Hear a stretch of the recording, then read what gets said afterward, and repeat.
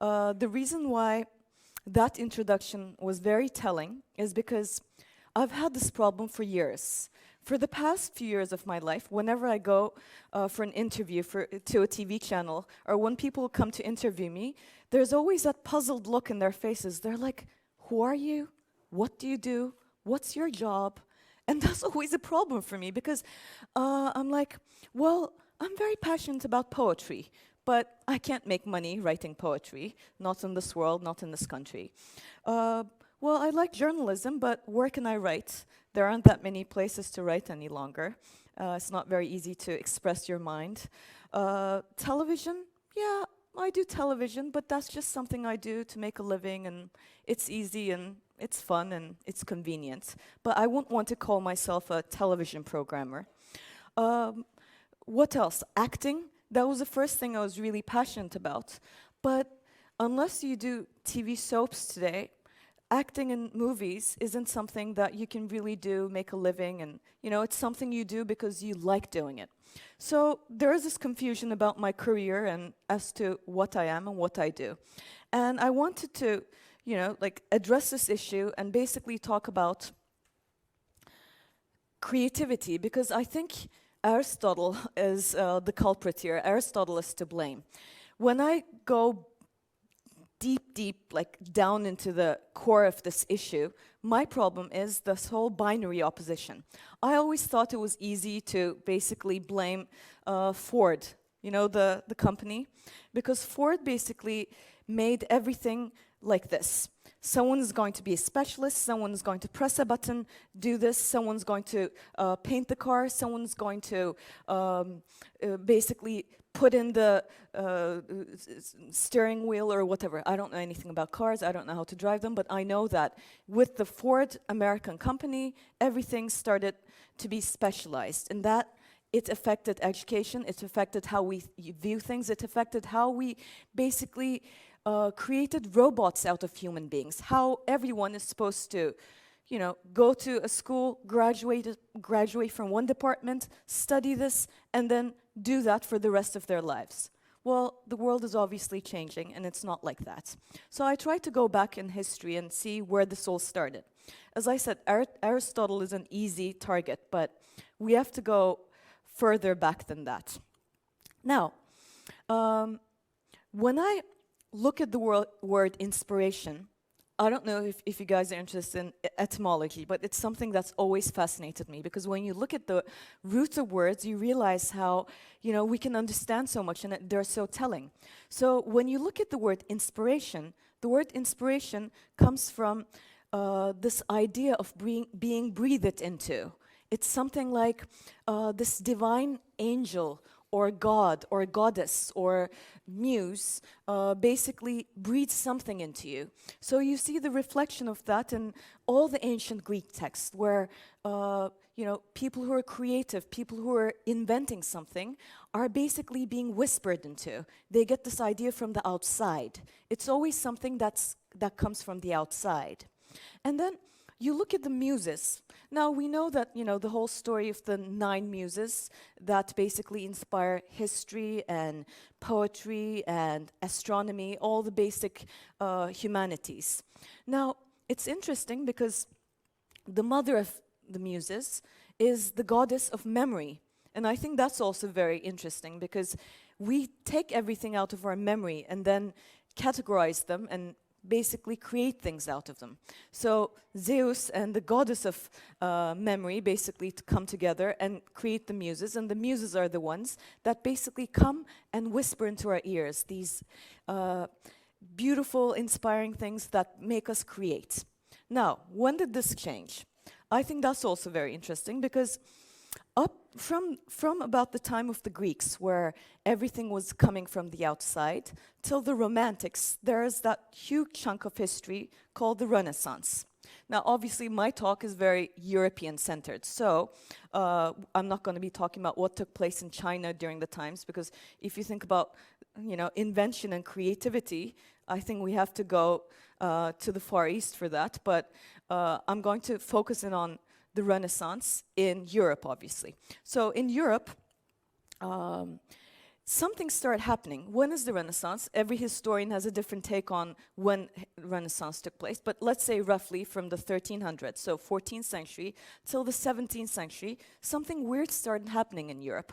I'm sure you students of history will know that, you know, like when you talk about the Renaissance, you think of figures like Leonardo da Vinci, who are, you know, the epitome of Renaissance people, right? Like they're not just painters, they're inventors, they're scientists, they invent, you know, things on, you know, weapons of destruction, war, but they also make bridges and they create beautiful sculptures and paintings. It's like this well-rounded man. So when we talk about the Renaissance man right now, or Renaissance, let's not be sexist, Renaissance person, this person is, the idea is that this person is multifaceted, this person is interested in many things, and I'm not going to call myself a Renaissance person, but the reason why I started talking about myself initially was because of this confusion. Now it seems to be we're really far off from that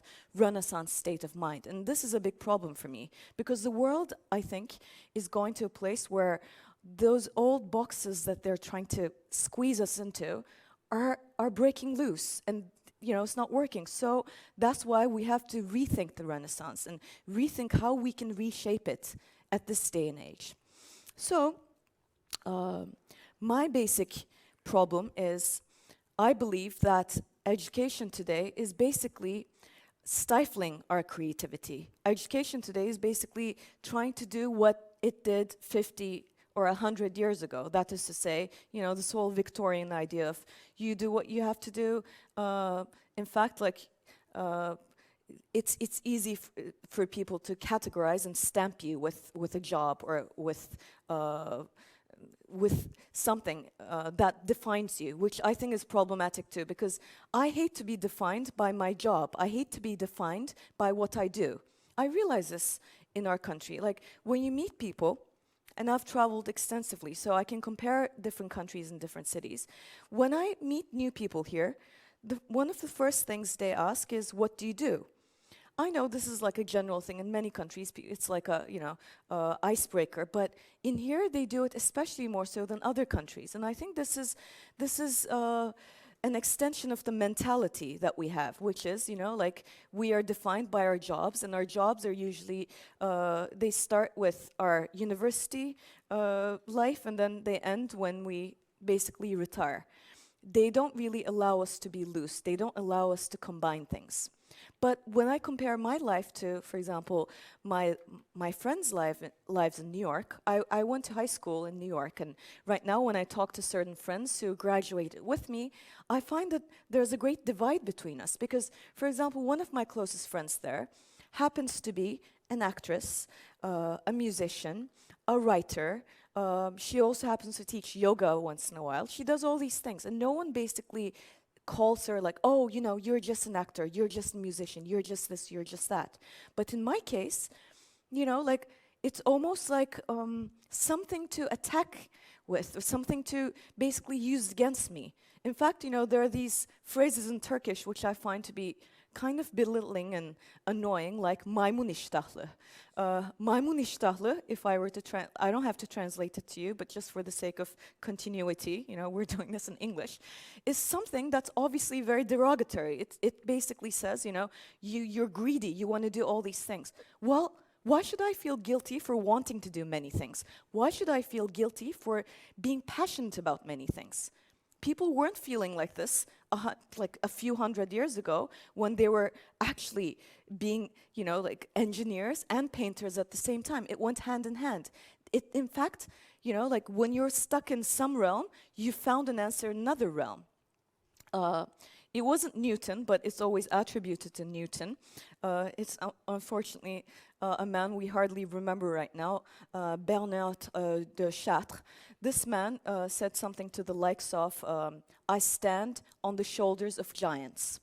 And I think that it's important to stand on the shoulders of giants, but different kinds of giants, so as to be able to feed off them, and learn from their mistakes and also from their successes. So for me, my starting point today And my intention to talk to you, my whole desire to give to you at the end of this whole 15, 20 minutes is this passion about wanting to do what you want, but also feeling free to do many things and combining them.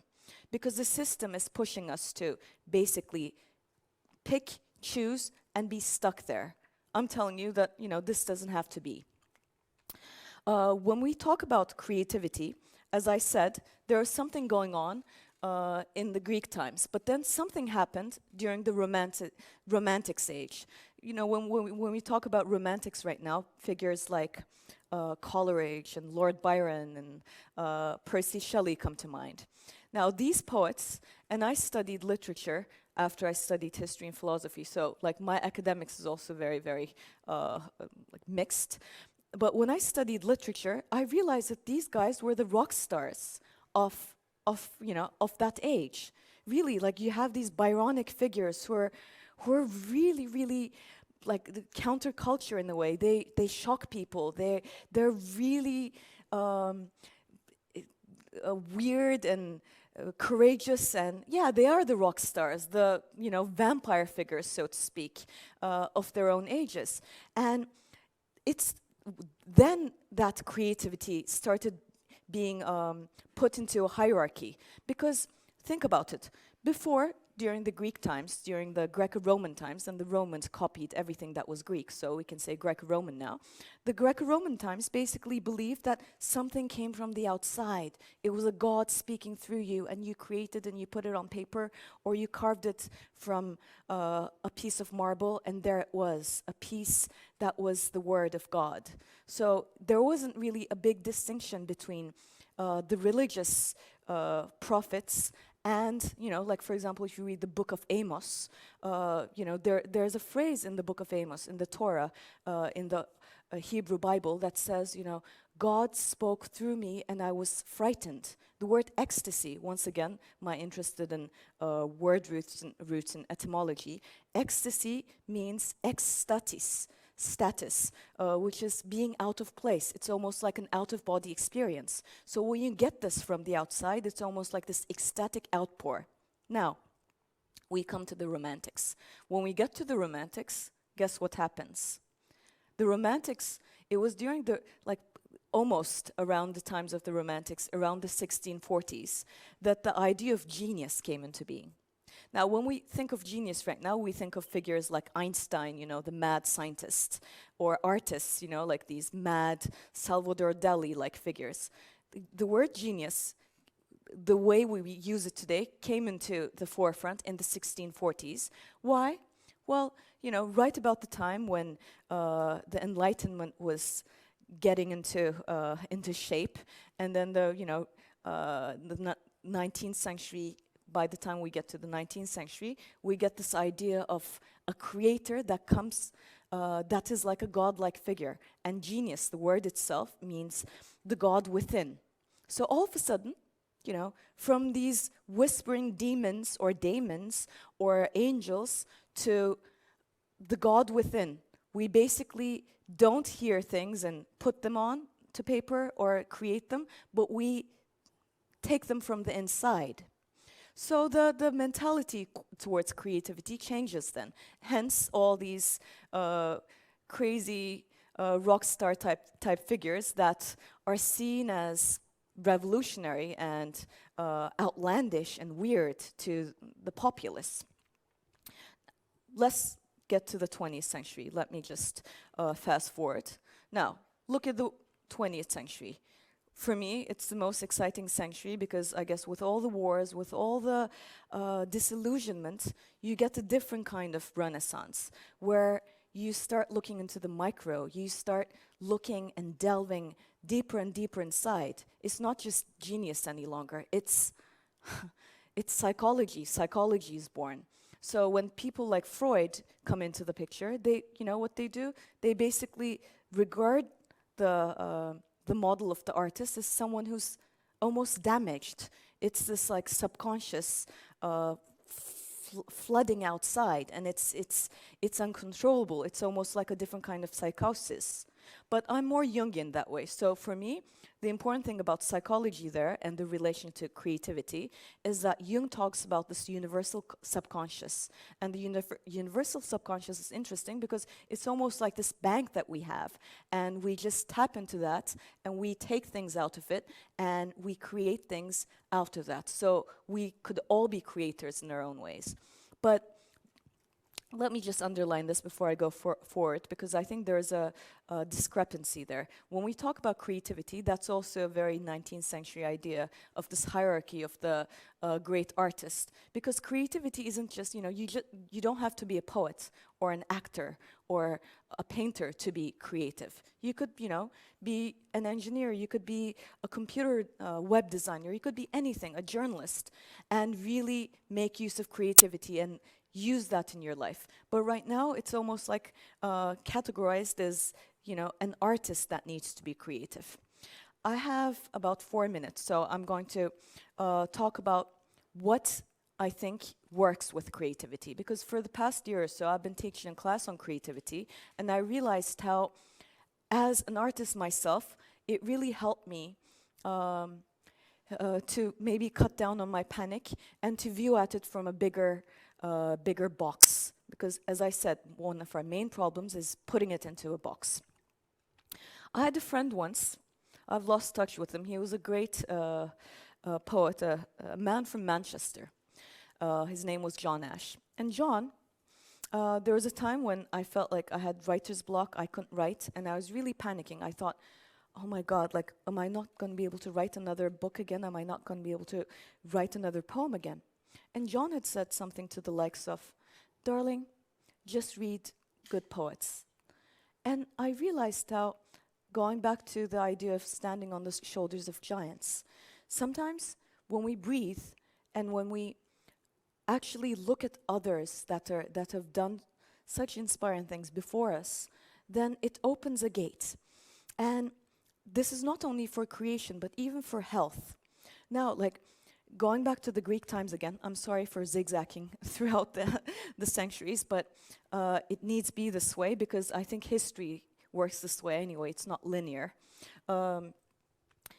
Speaking of breathing in and getting the inspiration and the muses to speak to you, up till about the advent of Christianity, there are these rooms called dream incubators. Speaking of imagination, I don't know if any of you heard of this, but I think it's the most fantastic idea, and it's interesting that it went on for thousands of years. If you go to ruins like Ephesus, and these, we're lucky that way. We have a bunch of ruins in our country that we could visit. If you look closely into some of these rooms, you'll find dream incubators there.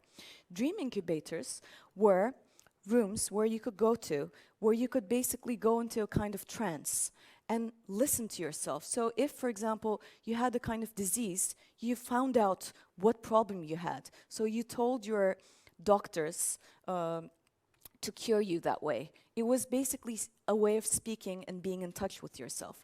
It's not just about health, obviously. But what's important here, and what needs to be underlined here is this. Right now, we view imagination as something like, either A, insanity, people who, for example, hallucinate, people who have these dream visions, i.e., in the ancient times when people used to go into these dream incubators, they basically were in a third zone, because the Greeks believed that there are three main points of existence. There's the here and now, with its objects and subjects, the noumen and phenomen. It's the things, the thingliness of things. There's the unconscious stage, which is like the sleep stage, but there's also an in-between state. And that in-between state is very telling. It tells us many things that we need to know. But we completely lost touch with that, because basically the Christian church wanted to have that hegemony over science, and its priests had to basically be the leeway to the other realm. So they removed that little space we had where we were actually the ones that heard ourselves, all those voices in our heads. So now, as a great professor Bosnack points out, imagination is reduced to the state of either bedlams and insane asylums and, you know, people hearing voices in their heads, I see dead people, or Disney World. It's that, you know, it's like either or. You don't have the in-between. My problem is that I think we're lacking that in-between. We're lacking that space in our lives where we can actually listen to our own selves. We're so filled with all those other voices, the voice of the father, the voice of the government, the voice of the dictator, the voice of the schoolmaster, everyone telling us, do this, do that, this is right, this is wrong, you need to study this, you need to do that. No, really, no. At this point in our lives, I think we need to read history in a different way. I was really, really impressed that Bill Gates, for example, started a new history program in America. He started this in a couple, like I think 1,000 schools or so.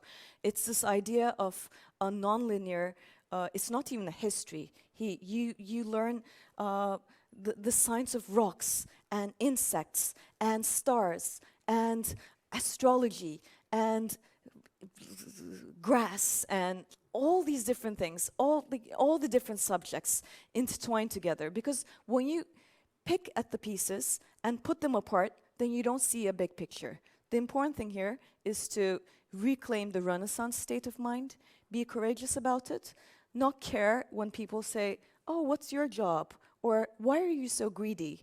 Or why are you just why aren't you just concentrating on one thing? Because I think our masters, our old great Renaissance masters, knew better than us. I think the reason why creation exploded at the time was because they could look at it in an interdisciplinary way and pick the pieces apart and then put them together and create something that was so amazing that we still have not surpassed it. Thank you very much.